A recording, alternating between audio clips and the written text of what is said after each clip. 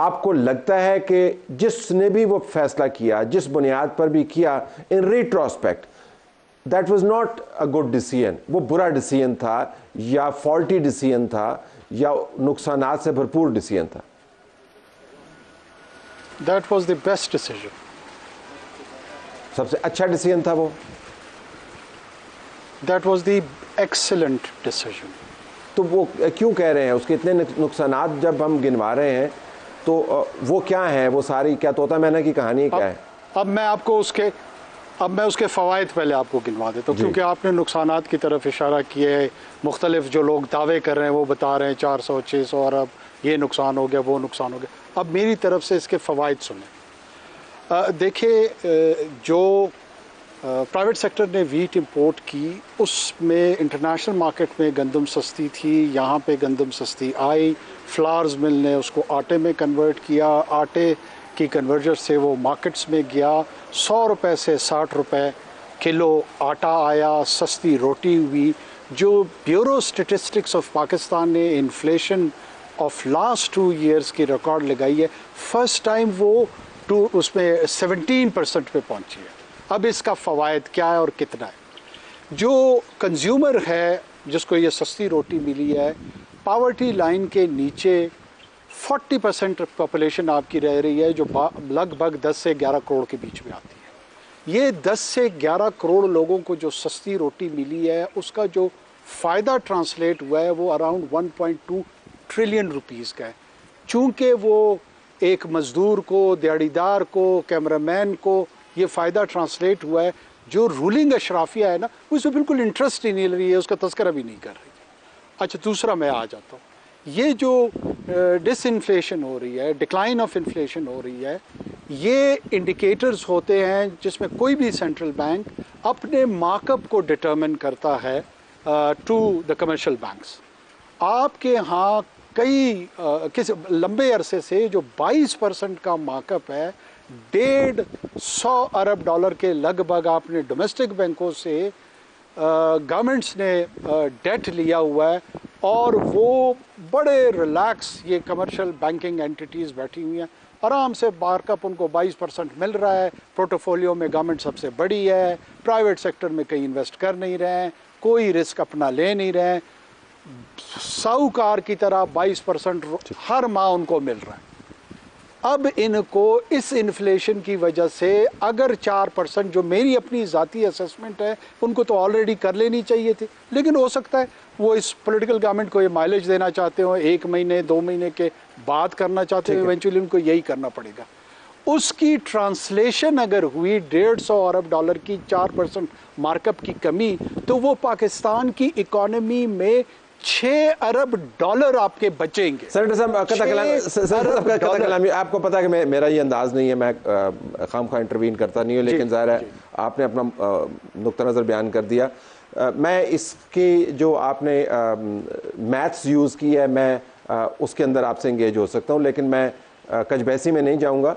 मैं आपसे सादा सवाल करूँगा, तो फिर आप ये फरमाइए, आपको फुली तौर पर ओन करना चाहिए कि ज़बरदस्त डिसीजन, जिस तरह आपने मेरे प्रोग्राम में कहा, मैं अगर दोबारा हो तो फिर ऐसे ही करूँगा, ये मेरा डिसीजन था और पाकिस्तान इससे बेहतरीन तरीके से उसने फ़ायदा उठाया, तो फिर आपने ये कहते हुए क्यों सुने गए कि तो जी हमारे पास समरी आई थी पहले से, पंजाब की हुकूमत ने, सूबाई हुकूमतों ने ये जनरेट की थी, हमारे से कोई लेना देना नहीं है, उनसे पूछे, फिर आप ये क्यों कह रहे थे? नहीं, अच्छा, इसकी भी मैं वजाहत कर देता हूँ। देखिए, एक हम पे करप्शन की एक्यूजेशन भी साथ साथ में चल रही है कि जनाब इन्होंने कोई ऐसी फेवर प्राइवेट सेक्टर को दी जिसके नतीजे में इनको इलिसिट इनकम जनरेट हुई, किकबैक्स जनरेट हुआ, और उन्होंने 85 अरब, 200 अरब, 300 अरब, 400 अरब, as if I am Pablo Escobar, और मैंने कोलंबिया से कोकेन इंपोर्ट करवाई थी जिसमें 85 अरब रुपए 6 महीने में प्रॉफिट आए। मतलब एक common sense, I appeal to the common sense of any man कि गंदम की इंपोर्ट में 85 अरब या 200 अरब या 300 अरब की कमीशन या किकबैक का तस्वुर करना भी जो है ना, अपने आप को मेरे ख्याल में थोड़ा सा अहमकाना अंदाज अपनाना पड़ेगा या कोई फिल्म की स्टोरी उसके लिए बनानी पड़ेगी। लेकिन लोगों ने बहुत पैसा बनाया, नहीं लोगों ने बहुत, हमने ये नहीं करेगा अब आपकी हुकूमत ने, लोगों ने बहुत पैसा बनाया इसमें से, सस्ती गंदम इंपोर्ट करके उसको महंगे दामों बेच के और उसके बाद अब किसान की सस्ती गंदम मजीद उठा के बिलियंस पर में। तो आप ये तो नहीं कह सकते कि लोगों ने पैसा नहीं बनाया, हम आपकी बात नहीं कर रहे, लेकिन लोगों ने मैं ये कह ही नहीं रहा हूं, मैं ये कह नहीं रहा हूं। एक है लेजिटिमेट, मैं उनकी नुमाइंदगी नहीं कर रहा हूं, मैं तो एक्सप्लेनेशन मुझे देनी पड़ रही है क्योंकि इल्जाम मुझ पे आ रहा है। अगर मुझ पे इल्जाम नहीं आ रहा होता, ट्रेडर जाने, उसका काम जाने। अब चूंकि इल्जाम मुझ पे आ रहा है, इसलिए मैं इस पूरे पैराए को क्लियर करने चाह रहा हूं कि देखें, एक ट्रेडर है, वो अपने, अगर ये जहाज डूब जाते रेड सी में तो ये नुकसान किसका होना था? ना मेरा होना था, ना तलत साहब का होना था, ना हुकूमत पाकिस्तान का होना था। किसका होना था? कोई समंदर में कोई वेदर हार्श आ जाता, जहाज क्रैश हो जाता, ये जो $1 बिलियन में से $200 मिलियन का माल, $400 मिलियन डूब गया, ये किसका नुकसान होना था? नहीं, अब तो वो नहीं डूबा ना, वो तो शोर्स पे पहुंचा, उसके अंदर इन्फेक्टेड गंदम भी आई, शोर्स पर पहुंचा, आपने एलसीज खुलवाई, आपने ऐसे वक्त में डॉलर्स अरेंज करवा के दिए, when we were desperate for dollars, exemptions दी जीएसटी के ऊपर, इस पे भी बाकायदा सहूलतकारी की ना। ये वो एक्यूजेशंस है जिसका हमें रिस्पॉन्ड करना पड़ता है। ये नहीं कि हम ओन नहीं कर रहे हैं उस डिसीजन को। अब ये जब एक्यूजेशन आती है कि आपने जीएसटी की एग्जेम्पशन दी, उसको हम रिस्पॉन्ड करते हुए ये एक्सप्लेन करते हैं कि एक है इंपोर्ट बिल ऑर्डर। ये हमारे दोस्त तहकीक नहीं करते, पहले से इल्ज़ाम बोहतान की तरफ चले जाते हैं। इंपोर्ट बिल ऑर्डर के तहत आप अपनी दरामद कर सकते हैं किसी भी चीज़ की। जो वीट की कमोडिटी है, ये import bill order 2019 during Covid PTI की गवर्नमेंट में एसआरओ जारी हुआ और वो एसआरओ की implementation as we speak now अभी तक इस मुल्क में है। किसी ने अभी तक कोई बैन नहीं था जिसको हमने लिफ्ट कर दिया। Private sector was allowed to 2019 onwards till this day to import anything जिसके लिए उनको किसी स्पेशल परमिशन की जरूरत नहीं थी। अब आ जाते हैं फैसिलिटेशन पे। अब ये हम तो कह ये रहे कि हमने पब्लिक सेक्टर को प्रोक्योर नहीं करने दिया, हमने फैसिलिटेट और इनकरेज किया कि जो गैप है 2.4 मिलियन मैट्रिक टन की असेसमेंट का, वो प्राइवेट सेक्टर ज्यादा एफिशिएंट है, इसको करने दें। लेकिन वो दुरुस्त नहीं था, वो दुरुस्त नहीं था, वो असेसमेंट दुरुस्त नहीं थी। वो दुरुस्त था सर। वो आज जो हम पे इतराज कर रहे हैं वो भी उसको दुरुस्त मान रहे हैं। या तो ये हो ना कि वो कह रहे हैं कि जी वो फॉल्टी फिगर थी, इनको बेवकूफ़ बनाया गया, इन पे मैल इंटेंशन के तहत पैसा बना। ये चीज़ों में भी जो फिगर्स है उसको कोई डिस्प्यूट नहीं कर रहे हैं। नहीं, अगर जो एलिगेशन लगा रहे हैं और जो गुजारिश सुने, अगर फिगर डिस्प्यूटेड नहीं है तो ये क्या माजरा है कि पाकिस्तान की अपनी बम्पर क्रॉप जो है वो रॉट कर रही है और गोदाम भरे हुए हैं। अगर आपकी कैलकुलेशंस इतनी ही ज़बरदस्त थी, सो व्हाट हैपेंड देन? क्या हुआ फिर? नहीं, मेरी कैलकुलेशन नहीं थी। ये कैलकुलेशन भी हमें नाजरीन के लिए क्लियर हो कि ये असेसमेंट आती कैसे। सूबे अपना प्रोड्यूस का वो बताते हैं एस्टिमेशन, और जो कंजम्पशन टारगेट्स है वो बताते हैं कि जी हम इतना प्रोड्यूस करने के काबिल है, सिंध, बलूचिस्तान, पंजाब, केपी, जीबी सारे, और कंजम्पशन टारगेट के इतने दाने हमारे कंज्यूम करने के लिए ज़रूरत होगी। ये डाटा रिकंसाइल होकर फूड सिक्योरिटी के पास आता है। फूड सिक्योरिटी उसमें गैप जो आता है, जो कि इस केस में था, वो बम्पर क्रॉप जी, आप सरप्लस क्रॉप नहीं एक्सपेक्ट कर रहे थे, एक बेहतर क्रॉप एक्सपेक्ट कर रहे थे। पिछले साल भी बेहतर थी, लेकिन आपके कंजम्पशन टारगेट के इक्वल नहीं थी। इसीलिए आप पिछले साल इसी मीडिया का रिकॉर्ड निकाल के देखे, लाइनें लग गई, लोग मर गए, आटे की शॉर्टेज है, तो इसका मतलब है आपके पास कोई सरप्लस क्रॉप तो नहीं थी ना, शॉर्टेज थी। अच्छा, अब दोबारा हम आ जाते हैं, इस वक्त जो थी वो 27-28 मिलियन मैट्रिक टन के करीब प्रोड्यूस था, 31.4 मिलियन मैट्रिक का कंजम्पशन टारगेट था, 2.4 मिलियन गैप आइडेंटिफाइड था जो दुरुस्त था। इस गैप के लिए समरी जनरेट हुई पीडीएम की लास्ट आखिरी ईसीसी के इजलास में कि जी as a strategic reserve government of Pakistan को through trading corporation of Pakistan इजाज़त दी जाए कि इस 2.4 में 1 मिलियन मेट्रिक टन हम प्रोक्योर कर लें, उसको स्ट्रेटेजिक रिजर्व्स के तौर पे रखें, ताकि अगर कहीं पे मार्केट में वॉलेटिलिटी आती है तो हम उसको सप्लाई दे सकें। उन्होंने ये डिसीजन एक्सेप्ट करते हुए इस पूरे डिस्कशन को उस पर राय देते हुए डेफर किया कि यार ठीक है, ये सारी बातें आपकी दुरुस्त है, लेकिन कल परसों में केयर टेकर गवर्नमेंट आ रही है, उनको डिसाइड करने दें। उन्होंने हमारी तरफ पास ऑन कर दिया।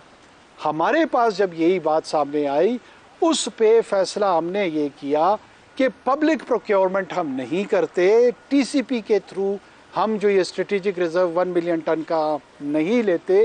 2.4 मिलियन टन का जो डिफरेंस है, गैप है, ये मार्केट में, फ्री मार्केट में जो प्राइवेट प्लेयर्स हैं, चूंकि उनको ऑलरेडी इजाजत है, ये हमने अपने मेमोरेंडम में लिखा हुआ है। आपको पता है कि जब आपने, आप देखें, आप चूंकि पढ़े लिखे सियासतदानों में से हैं और आप सिर्फ पाकिस्तान के मामलात नहीं, जो कॉम्प्लेक्स रियलिटीज़ हैं पाकिस्तान की सोसाइटी की, उस पर भी नज़र रखते हैं।